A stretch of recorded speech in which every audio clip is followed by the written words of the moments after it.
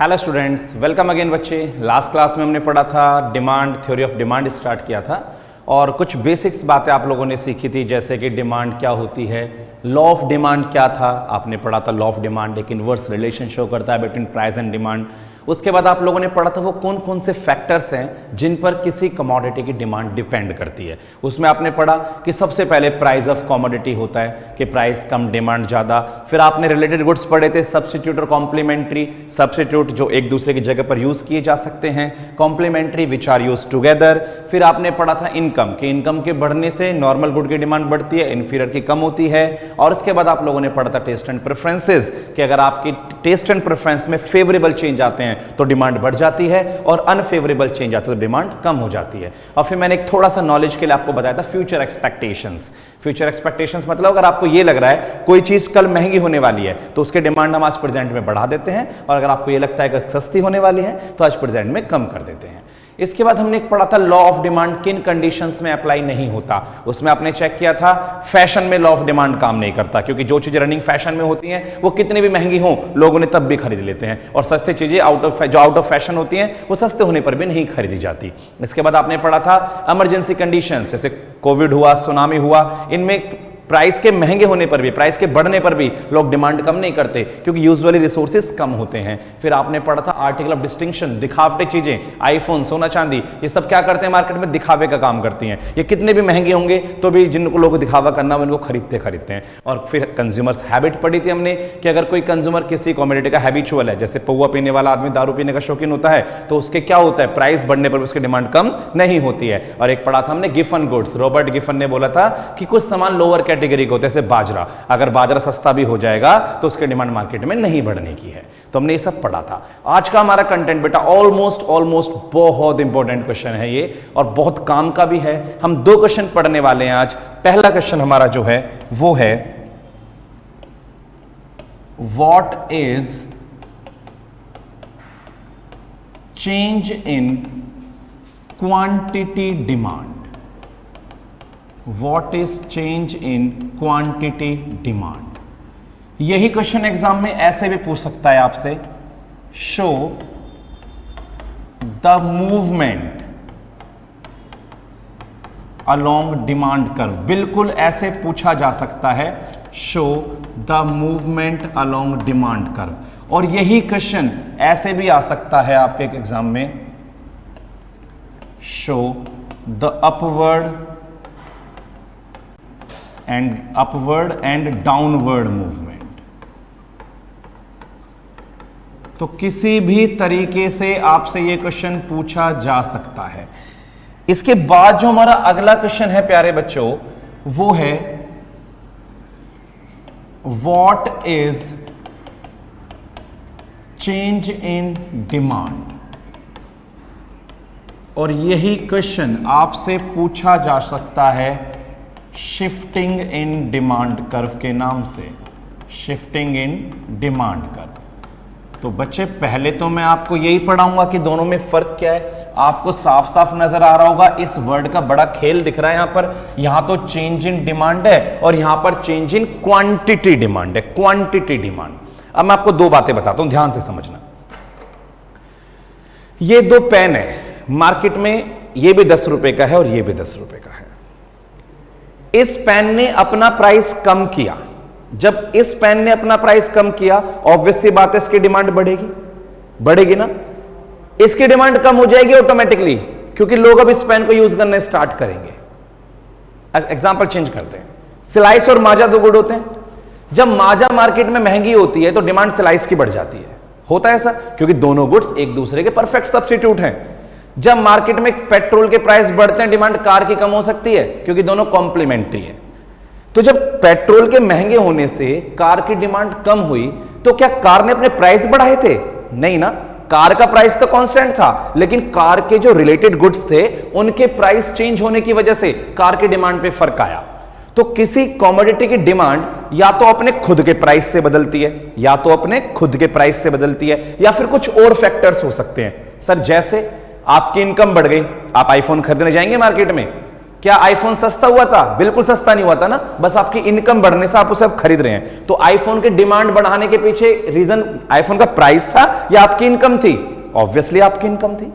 तो अगर किसी कॉमोडिटी की डिमांड उसके अपने प्राइस से बदलती है, अपने ही प्राइस से, जैसे आईफोन सस्ता हो गया तो आईफोन की डिमांड बढ़ेगी, आईफोन महंगा हो गया आईफोन की डिमांड कम होगी। तो यहां पर आईफोन की डिमांड जो चेंज हो रही है वो आईफोन के प्राइस की वजह से हो रही है। तो अगर आईफोन के प्राइस की वजह से ही उसकी डिमांड चेंज हुई है तो उसे हम बोलते हैं change in quantity demand. Change in quantity demand. तो क्वांटिटी डिमांड कब चेंज आते हैं? जब अपना प्राइस बदलता है। लेकिन अब मान लो मार्केट के बाकी सारे फोन 2-2 लाख के हो गए, सारे फोन मार्केट के महंगे हो गए, तो आईफोन सस्ता हो जाएगा फिर तो आपके लिए, तो 1.5 लाख का आता है। ठीक है, तो दो आप क्या करेंगे, वो 2 लाख वाले फोन वाले बंदे भी आईफोन खरीदने आ जाएंगे।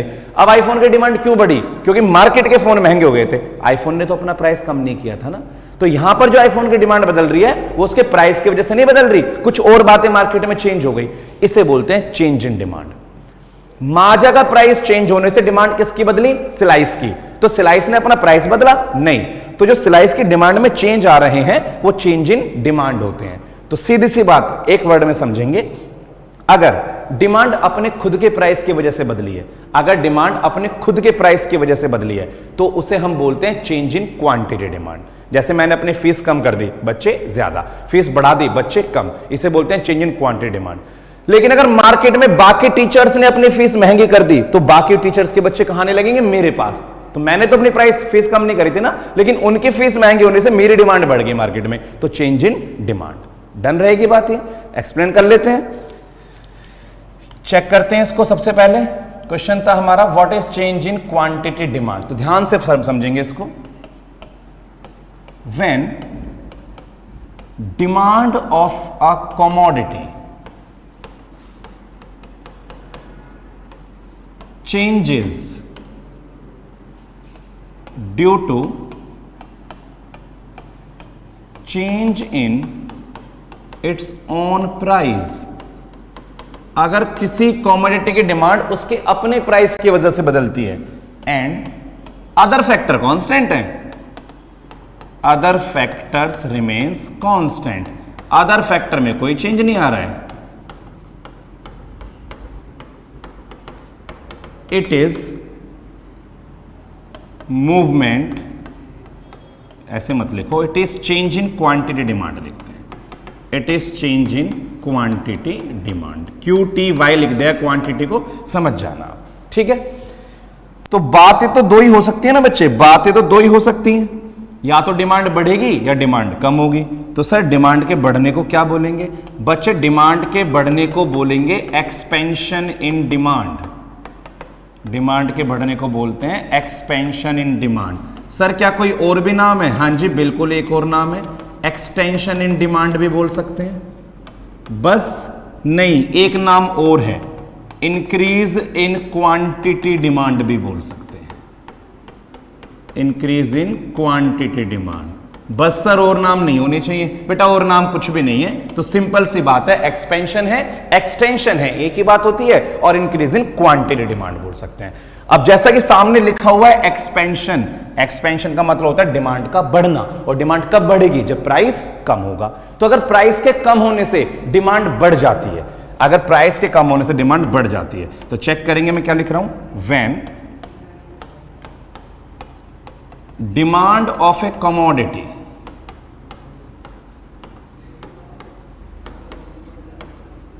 rises due to fall in price, due to fall in price, जब प्राइस के कम होने से डिमांड बढ़ जाती है, and other factors remains constant, don't forget this, other factors remains constant, बाकी बातें कांस्टेंट हैं। तो it is expansion in demand, इसे हम क्या बोलते हैं? Expansion in demand. आपको मैं डाटा लेके बताता हूं, थोड़ा सा चेक करेंगे प्लीज। देखिए ये प्राइस है, डिमांड है, प्राइस 4 डिमांड 4, और प्राइस 2 होने से डिमांड 6 हो गई। क्या आपको नजर आ रहा है प्राइस से कम होने से डिमांड बढ़ रही है? एग्जैक्टली नजर आ रहा है। तो आप इसका छोटा सा फिगर बनाएंगे,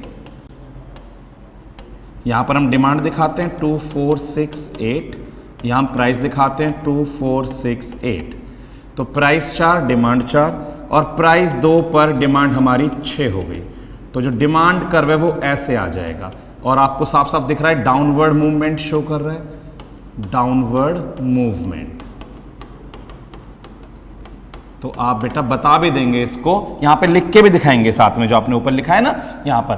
तो it shows downward movement along demand curve. ये डिमांड कर्व पर डाउनवर्ड मूवमेंट शो करता है। यहां लिख लेना, कहीं भी लिख लेना। आती है आपको बात समझ में? तो जब प्राइस के बढ़ने से डिमांड, जब प्राइस से कम होने से डिमांड बढ़ जाती है, that is known as expansion. Sir दूसरा तो हम खुद भी बना सकते हैं। हाँ बच्चा बिल्कुल बना सकते हैं। दूसरा क्या होता होगा सर? डिमांड का कम होना, और डिमांड के कम होने को हम बोलते हैं contraction, contraction in demand. Sir क्या कोई इसका दूसरा नाम है ऐसा? हाँ जी, इसका नाम है डिक्रीज इन क्वांटिटी डिमांड। अब फिर से आप मुझे एक बात बोलोगे, सर डिमांड कम होती है प्राइस की वजह से, तो अगर प्राइस के बढ़ने से डिमांड कम हो जाती है, सिर्फ यही लिखना है, when demand of a commodity decreases due to rise in price। जब प्राइस के बढ़ने से डिमांड कम हो जाती है and other factors remains constant, और बाकी बातें क्या रहें? कांस्टेंट रहें। तो इट इज कॉन्ट्रैक्शन, कॉन्ट्रैक्शन मतलब सिकुड़ना, कमी, कॉन्ट्रैक्शन इन डिमांड। छोटा सा फिगर आप चेक करेंगे, price quantity, price 4 quantity 4, price के बढ़ने पर डिमांड कम हो गई, आप चेक कर सकते हैं, इसे कॉन्ट्रैक्शन बोलते हैं हम। डन है? अगर हम इसका एक फिगर बनाएं छोटा सा, तो 2 4 6 8 2 4 6 8, this is again price and यहां पे हम क्या दिखाते हैं सर? डिमांड दिखाते हैं। तो 4 पर 4 और 6 पर 2 सही बना लेना इसको। आप देख रहे हैं अपवर्ड मूवमेंट, क्या शो कर रहा है ये? Upward movement. तो आप लिख देना बेटा एंड में, इट शोज अपवर्ड मूवमेंट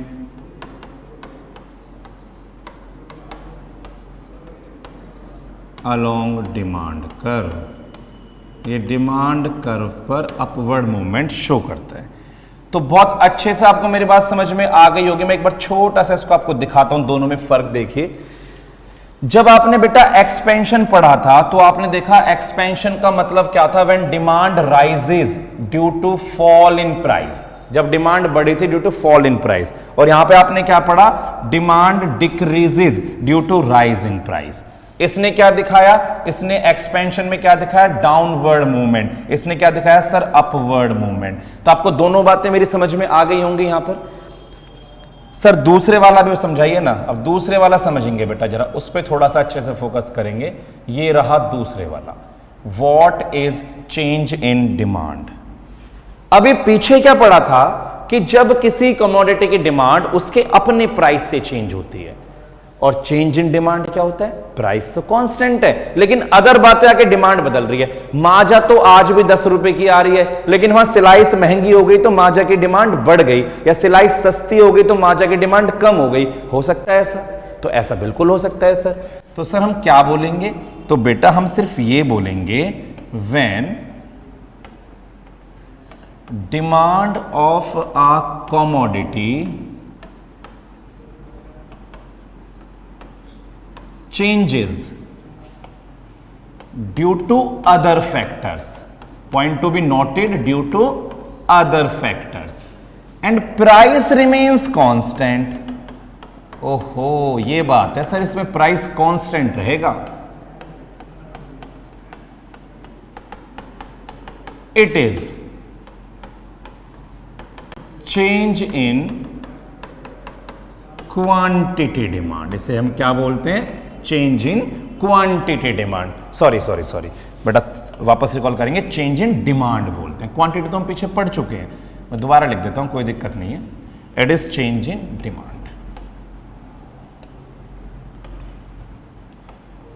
ठीक है सर, हो जाता है ऐसे तो कोई दिक्कत नहीं, मैं समझ में आ गई है बात, आ गई है बात, आगे बढ़ाते हैं। सर बातें तो यहां पर भी दो ही होनी चाहिए ना बेटा, बिल्कुल दो होनी चाहिए, बिल्कुल दो होनी चाहिए। एक बात ध्यान रखना, उसने मूवमेंट दिखाया था, ये शिफ्टिंग दिखाता है, ये क्या दिखाता है, शिफ्टिंग, तो it shows shifting in demand curve. Sir कैसे समझाएंगे प्लीज? हाँ जी बिल्कुल बताऊंगा बेटा, यहां भी दो बातें हैं, तो डिमांड बढ़ेगी, डिमांड के बढ़ने को हम बोलते हैं इंक्रीज इन डिमांड। सर वहां क्या बोला था, वहां ये नहीं बोला था बेटा, वहां तो कुछ और ही बोला था, वहां तो नाम था एक्सपेंशन इन डिमांड या एक्सटेंशन या फिर इंक्रीज इन क्वांटिटी डिमांड, और यहां पर बस इंक्रीज इन डिमांड। डिमांड यहां भी बढ़ी थी और डिमांड वहां भी बढ़ेगी, लेकिन यहां जो बढ़ी थी ना वो प्राइस कम हुआ था, और वहां जो बढ़ेगी वहां प्राइस तो सेम रहेगा लेकिन और बातों से बढ़ेगी। समझ लो ना मेरी बात? तो इंक्रीज इन डिमांड और इंक्रीज इन क्वांटिटी डिमांड में जमीन आसमान का फर्क है। इंक्रीज इन क्वांटिटी जब प्राइस के कम होने से डिमांड बढ़ती है, और इंक्रीज इन डिमांड प्राइस में चेंज नहीं आता, डिमांड बढ़ जाती है मार्केट में। ठीक है सर, चेक कर सकते हैं, तो क्या लिखेंगे, when demand of a commodity, ध्यान से समझना, when demand of A commodity rises due to favorable, कैसे changes, favorable, तो due to favorable changes in other factors, जब other factors में favorable changes आते हैं and price remains constant, and price remains constant, तो it is increase in demand, इसे हम क्या बोलते हैं, इंक्रीज इन डिमांड। तो चेक करेंगे प्राइस डिमांड, देखो प्राइस 4 डिमांड 4, प्राइस आज भी 4 है, डिमांड 6 हो गई। हो सकता है मान लो 4 रुपए के प्राइस पर माजा की 4 यूनिट बिकती थी, प्राइस आज भी 4 है लेकिन डिमांड 6 यूनिट हो गई, क्या पता सिलाइस महंगी हो गई हो, सिलाइस महंगी हो गई तो माजा की डिमांड बढ़ गई। हाँ सर बात तो सही हो सकती है आपकी। डिमांड 2468, प्राइस 2468, तो डिमांड 4 प्राइस 4, डिमांड 4 प्राइस 6, तो जो डिमांड कर्व यहां पर था वो शिफ्ट करके आगे पहुंचा या नहीं पहुंचा? हाँ सर पहुंच तो गया, राइट वर्ड शिफ्ट तो कर गया। ठीक है, तो ये क्या दिखाएगा, it shows right word shift, उसने मूवमेंट दिखाया था, right word shift in demand curve. Sir बात हमें समझ में आ गई है आपकी, आपने बताया एक्सपेंशन जो होता है, एक्सपेंशन जो होता है, ये एक्सपेंशन जो होता है या एक्सटेंशन, इसमें प्राइस की वजह से होता है, लेकिन यहां पर प्राइस सर आपने कांस्टेंट रखा और डिमांड बढ़ गई है, तो इंक्रीज इन डिमांड और एक्सपेंशन इन डिमांड में बहुत बड़ा डिफरेंस है। इंक्रीज इन डिमांड में तो आपने देखा प्राइस कांस्टेंट था, डिमांड बढ़ गई थी, या प्राइस के कम होने से डिमांड बढ़ी थी। गॉट इट ना? सेकेंड पॉइंट सर, दूसरा तो डिमांड कम होने का ही होना चाहिए ना बेटा, दूसरा ऑब्वियस सी बात है ना, आप इंटेलिजेंट हो, मुझे बताने की जरूरत क्या इन चीजों में। ये लो, डिक्रीज इन डिमांड। एक बच्चा बोल रहा है सर इसकी तो डेफिनेशन मैं आपको ऐसे ही बता दूंगा अभी, डिक्रीज इन डिमांड में क्या होता है सर, जब डिमांड कम हो जाती है। मैंने कहा क्यों, प्राइस के बढ़ने से क्या? नहीं सर ये प्राइस से थोड़ी होता है, प्राइस तो कांस्टेंट है, ये तो अदर फैक्टर से होता है। बिल्कुल सही बात है, अदर फैक्टर से कर दो फिर, तो लिख दो ऐसा ही, when demand of a commodity decreases due to unfavorable changes in other factors, and price remains constant.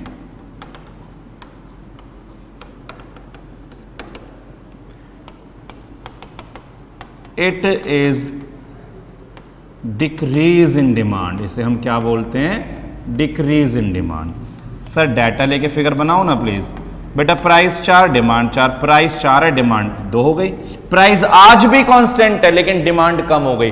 क्या पता माजा सस्ती हो गई हो तो मेरी सिलाई से कस्टमर भाग जाएंगे, डिमांड कम हो जाएगी सेम प्राइस पर भी। ओहो सर ये बड़ी दिक्कत है, कस्टमर भागने से तो सारा नुकसान ही हो जाता है। क्या करे बेटा, मार्केट है। डिमांड 2 4 6 8 2 4 6 8, 4 पर 4 4 पर 2। जो डिमांड कर्व पहले यहां था वो लेफ्टवर्ड शिफ्ट करके D1 हो गया, लेफ्टवर्ड शिफ्ट। तो लिख देना it shows leftward shift in demand curve. Sir मजा आ गया, वैसे टॉपिक समझ में आ गया बहुत बढ़िया तरीके से। क्या होता है चेंज इन डिमांड, क्या होता है चेंज इन क्वांटिटी। अब तो बैठ के हम क्लास में भी समझाएंगे बच्चों को इसके बारे में।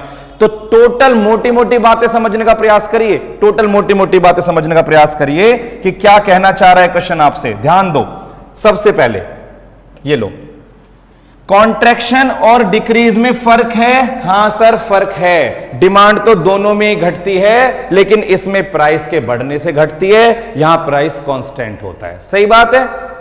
इसमें क्या होता है सर, इसमें ना डाउनवर्ड या अपवर्ड मूवमेंट होते हैं। यहां पे देखो ये अपवर्ड मूवमेंट दिखा रहा है, मैंने कहा बेटा ये शिफ्टिंग दिखाता है, मूवमेंट नहीं दिखाता। तो कुछ ऐसे डिफरेंसेस हैं। होपफुली आपको पूरा क्वेश्चन क्लियर होगा, आपने मेरे साथ साथ नोट भी किया होगा। अभी 2 चीजें और बात करनी है मैं आज की क्लास में, उसके बाद हम आगे क्लास को ओवर करेंगे। तो आगे हम बात करेंगे बहुत अच्छे क्वेश्चन के साथ, चेक करेंगे मेरे साथ में। क्वेश्चन आपसे ऐसे पूछा जा सकता है,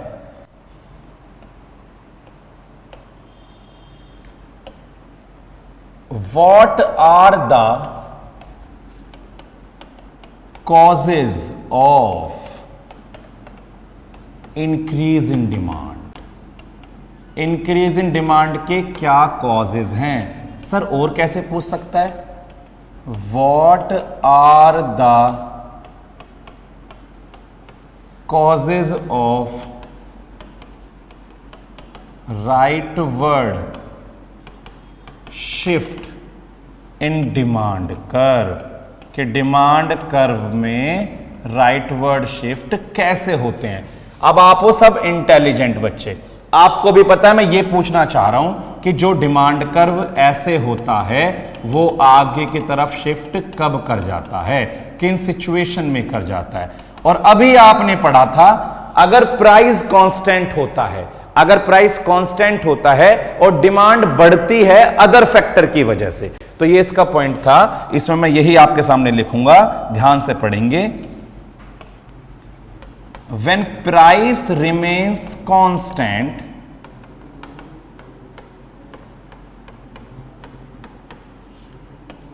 and demand rises due to other factors, then demand curve shifts rightward। Done है बात? हां सर। तो बेटा कब कब कर सकता है, आप कुछ पॉइंट मेरे साथ पढ़ेंगे, अच्छे से समझने का प्रयास करेंगे इनको। पहला, rise in price of substitute. हां सर समझ गए सर, बोलने से पहले ही समझ गए थे बात तो हम। अगर मार्केट में सब्सटीट्यूट गुड महंगा हो गया, मैं सिलाइस हूं, मेरा सब्सटीट्यूट माजा है, मार्केट में माजा महंगा हो गया तो मेरी डिमांड मार्केट में बढ़ जाएगी, मानते हो? और मेरी डिमांड बढ़ गई तो मेरा डिमांड का राइटवर्ड शिफ्ट करेगा, क्योंकि प्राइस तो मैंने बदला नहीं था। हां सर बात तो ठीक है। तो सर अगला तो हम खुद ही बता देंगे, fall in price of complementary good. मैंने कहा बिल्कुल सही बात है बेटा, आप गलत बोलते ही कहां हो। तीसरा, sir increase in number of consumer भी तो हो सकता है। हाँ जी, क्यों नहीं हो सकता। बड़ा अच्छा सा एग्जांपल देता हूं मैं बच्चों को। क्लास में घर में 2 से 3 हो गए, छोटा बच्चा हो गया तो मोमी पे जो आता है मैमी पोको पैंट, तो बिकेगा ही ना, उसकी तो डिमांड अपने आप बढ़ जाएगी। तो घर में 2 से 3 होने पे पोको पैंट की डिमांड बढ़ जाएगी। तो rise in increase in number of consumer या rise in number of consumer, demand बढ़ जाती है। Okay sir. Fourth, favourable changes in taste and preferences. अगर टेस्ट एंड प्रेफरेंसेस में फेवरेबल चेंज आते हैं तो भी डिमांड बढ़ जाती है। हाँ सर, ये तो हमें सब क्लियर हो रहा है बहुत अच्छे से। और 5th पॉइंट है बेटा, इसके बाद नेक्स्ट है राइज इन इनकम के बढ़ने से in case of normal good. ये मत भूलना, इनकम के बढ़ने से नॉर्मल गुड्स की डिमांड बढ़ती है। तो सर ये बोल दूं क्या, fall in income in case of inferior good. हाँ जी सर, अगर इंफीरियर गुड हैं और इनकम कम हो गई तो इंफीरियर गुड की डिमांड बढ़ जाएगी। ओके बात ये। तो बेटा मैंने 6 रीजन बताए आपको राइट वर्ड शिफ्ट के। अब आप इंटेलिजेंट बच्चे हो, लेफ्ट के खुद करना। लेफ्ट वर्ड शिफ्ट कब आएगा, राइज की जगह फॉल बन जाएगा, fall in price of substitute. इस फॉल की जगह राइज बन जाएगा। इंक्रीज को डिक्रीज में बदलना, फेवरेबल को अनफेवरेबल में बदलना, राइज फॉल में बनेगा और फॉल राइज में बनेगा। तो 6 पॉइंट्स आपको चेंज कर देने and you will get decrease in demand या leftward shift in demand कर। बहुत अच्छा क्वेश्चन है, एक कंसेप्टिव है पूरी क्लास में। 100% 3, 4 या 6 मार्क्स का आपके एग्जाम में जरूर आएगा। ऐसा हो ही नहीं सकता कि एग्जाम में ना आए। ठीक है बच्चे, तो अच्छे से पढ़ना है इसको। We will meet in the very next video. Take care, channel subscribe कर लेना और अच्छे से ध्यान से पढ़ना। Bye bye.